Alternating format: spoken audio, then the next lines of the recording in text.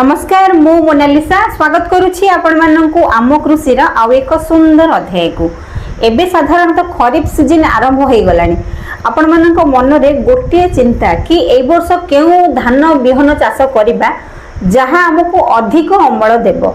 आपण माने तो जानि थिबे बेले बेले ओडिसा रा पानी पागो को जमा भरोसा नहीं, बेले बेले 2-3 दिन जाय लगातार वर्षा एवं बेले बेले मासे पर्यंत वर्षार देखा नथिवो।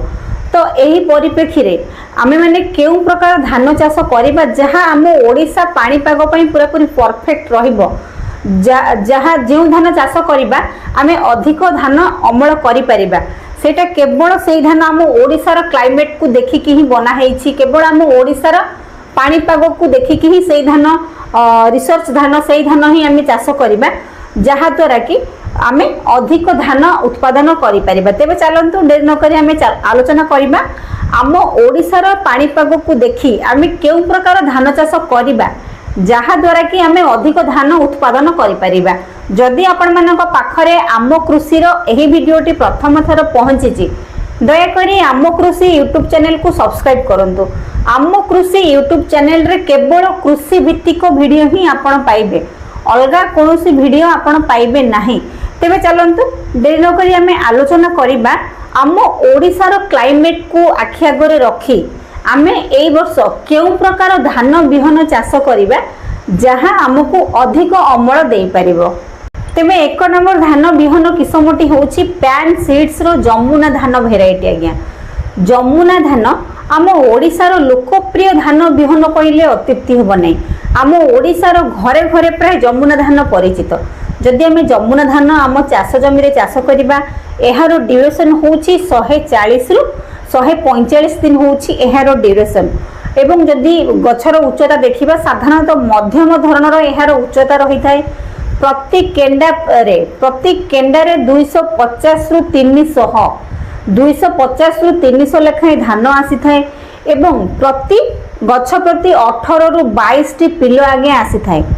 जदि आमे धाड़ी रे जमुना धान को रोइबा ताहेले हमर हाराहारी अमल देखिया पई गले 35 क्विंटल रु अधिक अमल आमे पाई परिबा।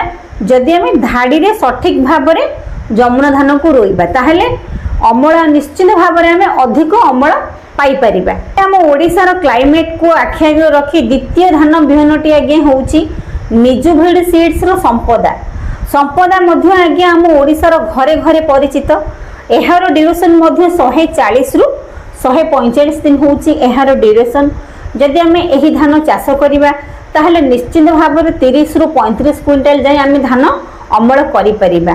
एही धान रे आगे दुईटी रोग सहिबार क्षमता रहिछि, माने बीएलबी बा आपनकर जीवाणु जनित पत्रपड़ा रोग एवं बीपीएच जोटा कि आपनकर माटिया गुंडी पोक बा आपनकर भाषा रे जोटा कहउचंदी चकड़ा पोक एवं बीएलबी एही धान किसम रे लागंती नाही।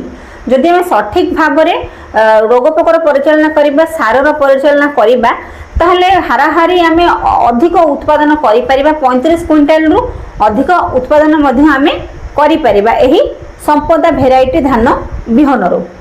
तेबे चलंतु जानिबा 3 नंबर धान बिहन किसम विषय रे। 3 नंबर धान बिहनटी आगे होउची क्रिस्टल कंपनी रो इम्प्रूव पैडी सीड्स अमूल्य। एहार ड्यूरेशन होउची 130 रु 135 दिन आज्ञा एहार ड्यूरेशन। गोटाए एकर पिछा जदि आपनकर धान बिहन दरकार होई थाए 10 केजी धान बिहन आपनकर गोटाए एकर पिछा आवश्यक पड़ी थाए। जदि सठिक भाबरे आज्ञा आमे धान चाष करिबा ताहले 30 रु 35 क्विंटल पर्यंत आमे एही धान उत्पादन करि परिबा।